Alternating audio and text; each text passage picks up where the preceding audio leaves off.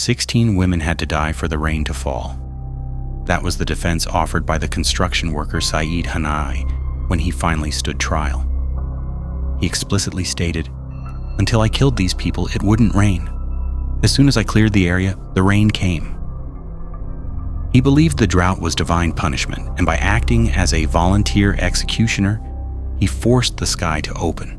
For him, the storm was not weather, it was applause.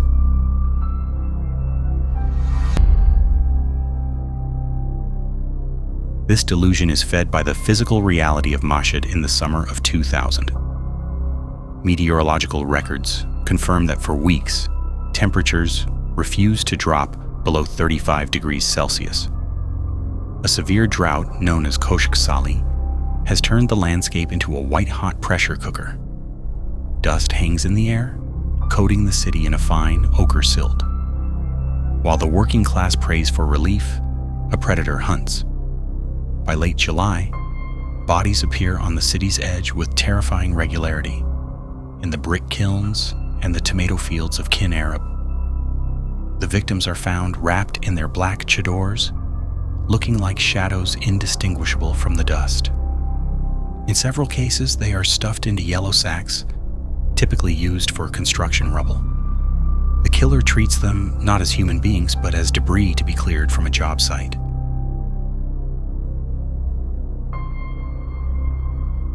To understand how a predator could operate with such impunity in a major metropolis, one must look at the map of Mashhad at the turn of the millennium. The city is undergoing a chaotic expansion, with informal settlements encroaching on the desert. The killings operate within a specific triangle of death, defined by 3 distinct poles, each representing a different facet of the society. The first point is the shrine of Imam Reza. This is the spiritual anchor. It is the center of the city, the pure heart that draws millions of pilgrims every year. The killer visits the shrine frequently, praying in the courtyards, seeking what he believes is tacit permission for his actions. It is the territory he believes he is defending. For him, the shrine is the sun around which the city orbits, and anything that threatens its sanctity must be removed. The second point is the disposal ground, Kin Arab Road. Situated on the northern periphery, this is a landscape of discard. It is a patchwork of semi-legal brick kilns, whose smokestacks belch black smoke into the clear sky, and tomato fields irrigated by wastewater. The tomato bushes here are dusted with the silt of the drought, providing minimal cover for the bodies dumped hastily by the roadside or in shallow ditches. This area is the city's subconscious, where unwanted things, trash, debris, and in the killer's eyes, corrupt women, are discarded.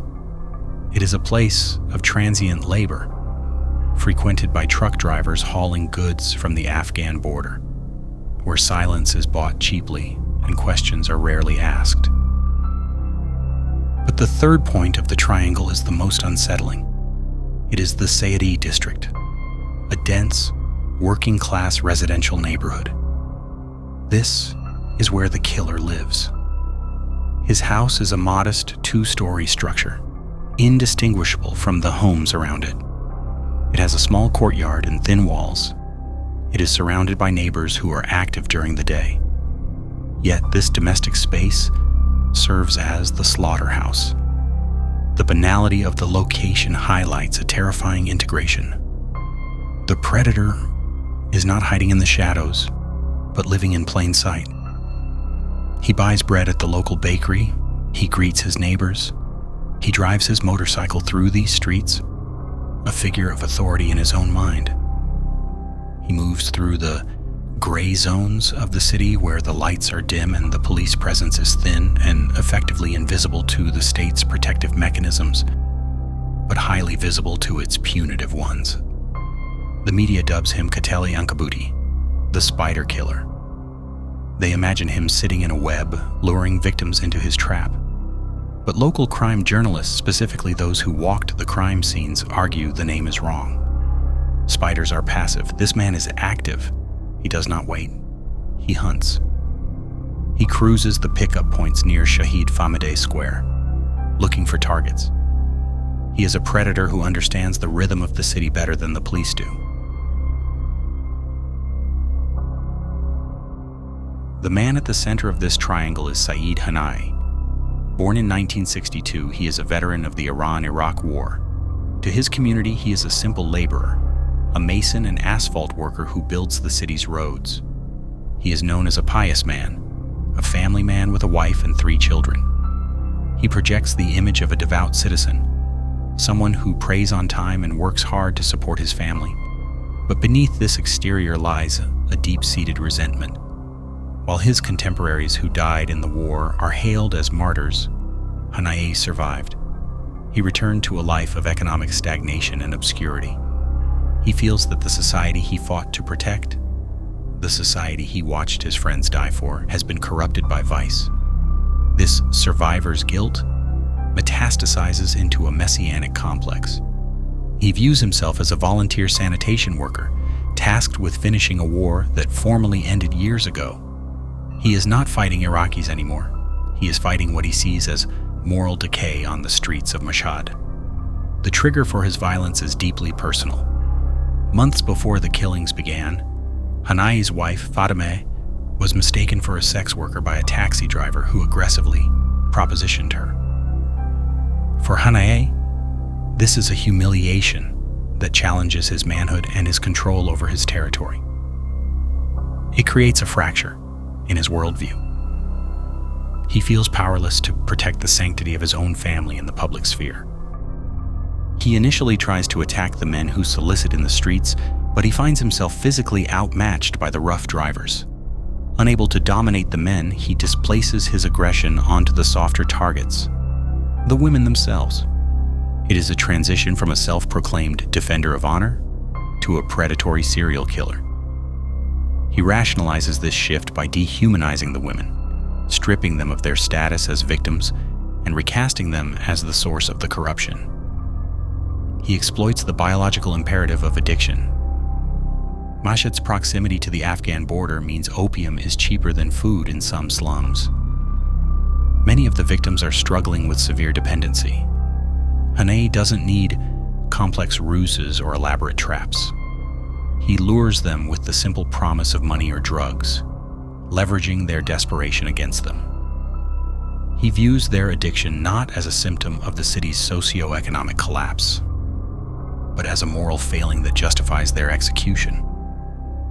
He sees himself as an agent of order in a chaotic world.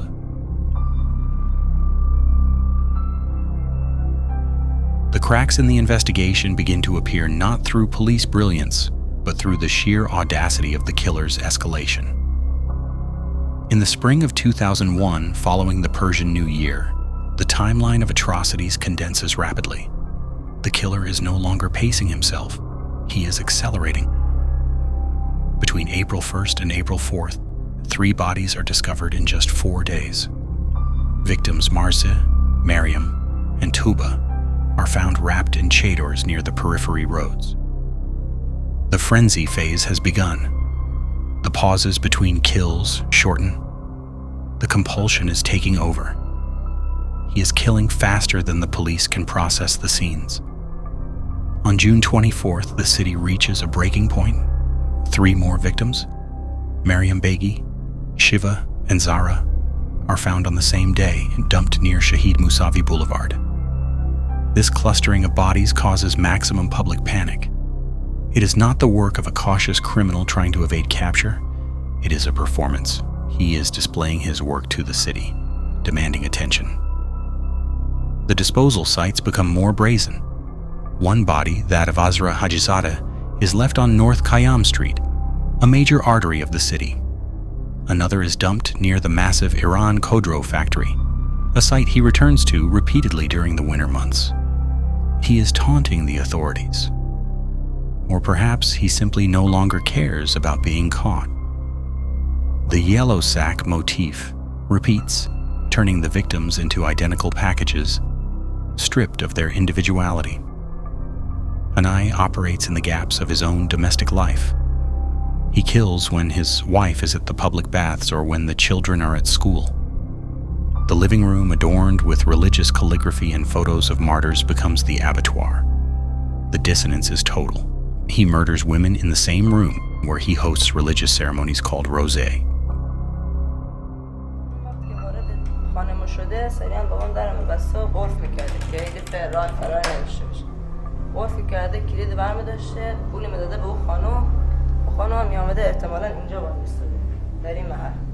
اینجا وای میساده شروع کرده پول شمردن یا از اون اتاق از پشت سر سریع با دستاش میامده از پشت گلو میگرفته و منداختش رو زمین که قرار میگرفته مثلا مشه رو زمین که بوده دیگه تقریبا حس ازش گرفته بوده و چون اکثر اینا زیاد داشتن زیاد زوری نداشت. در این حالت وقتی که پاش میذاشته روی گلوی ایسنا دست میگرفته رو صورتشو سریع کارشن تموم میکرده. کلا توی مدت کمتر از نیم ساعت طول میکشیده. بعد توی نیم ساعتی که می آورده تو خانه تقریبا یک ساعت و نیم دیگه هم طول میکشه که جنازه میزه کلا 2 ساعت مهلت داشته که یک. He does not see the space as defiled by the murders. He sees the murders as sanctifying the space. He believes he is cleaning his home just as he is cleaning the city.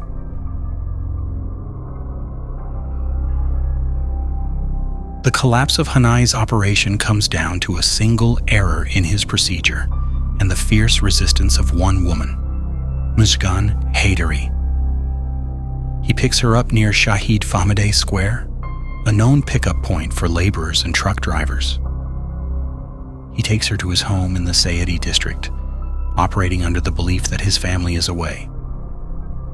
Inside the house, the ritual begins.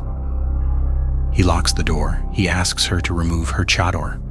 As she complies, he attacks from behind, attempting to loop a cloth around her neck, his signature ligature method. But Mashhad is different.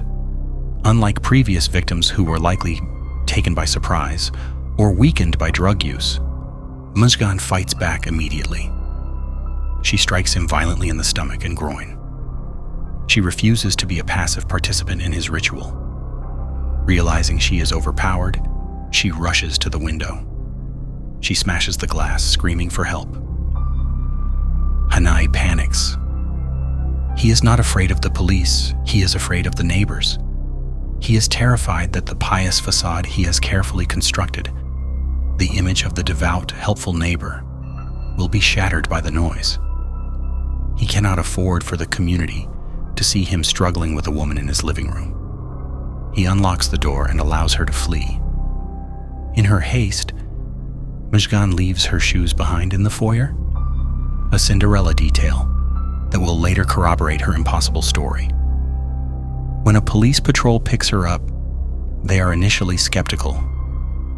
Her account sounds like the rambling of a traumatized woman, but the specificity of her details forces them to act. She describes the location of the house, the physical description of the man, and importantly, the presence of the yellow sacks she saw piled in the corner. She guides the officers back to the Qatel-e district. She points to the door. The arrest of Saeed Hanaei does not bring the relief the city expects. Instead, it opens a window into a darkness that is far more disturbing than the crimes of a single man. The trial becomes a theater of ideology. The presiding judge is Ghulam Reza Mansouri, an ambitious figure in the Mashhad judiciary. He allows cameras into the courtroom, turning the proceedings into a media spectacle. Hanaei enters the court not as a broken man, but as a defiant hero. He smiles for the cameras. He engages in theological debates with the judge. He is not looking for forgiveness. He is looking for validation. He explicitly states to the court that he killed the women for the sake of God and for the protection of his religion. His defense rests on a specific interpretation of the Islamic penal code known as mahdur el-dam, wasted blood. He argues that because the victims were adulterers and drug addicts, they had forfeited their right to life under Sharia law. He claims he is merely stepping in where the state failed, acting as a volunteer enforcer. He positions himself as a deputy of the divine. Disturbingly, a segment of the public supports him.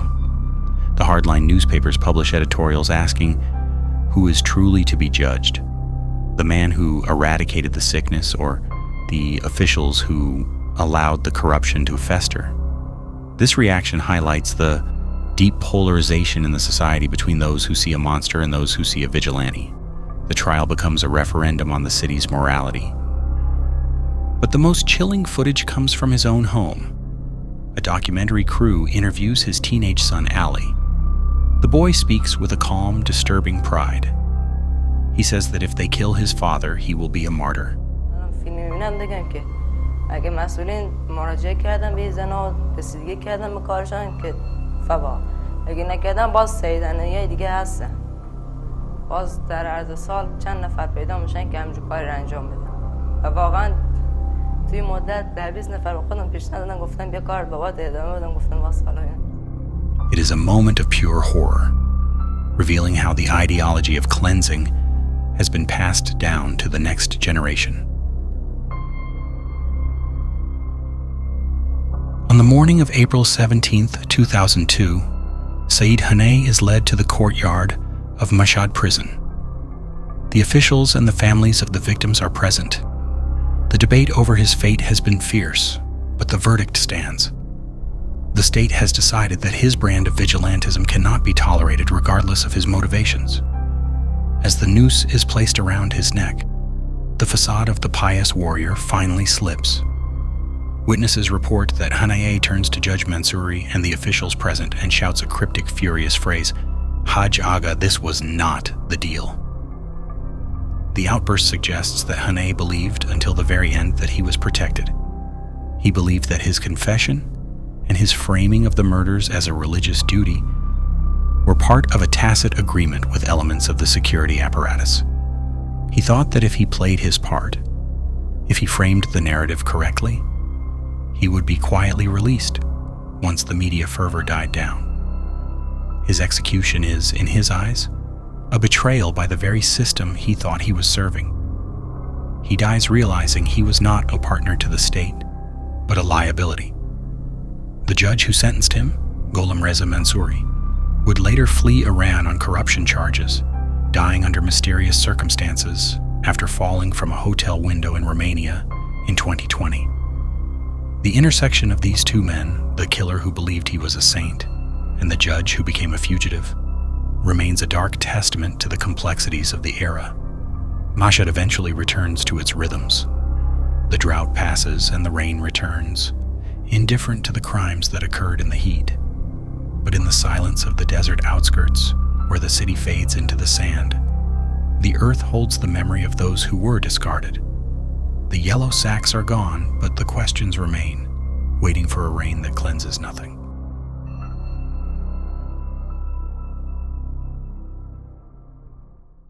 33 men left port. Only 11 came back, and every survivor has blood in their hands.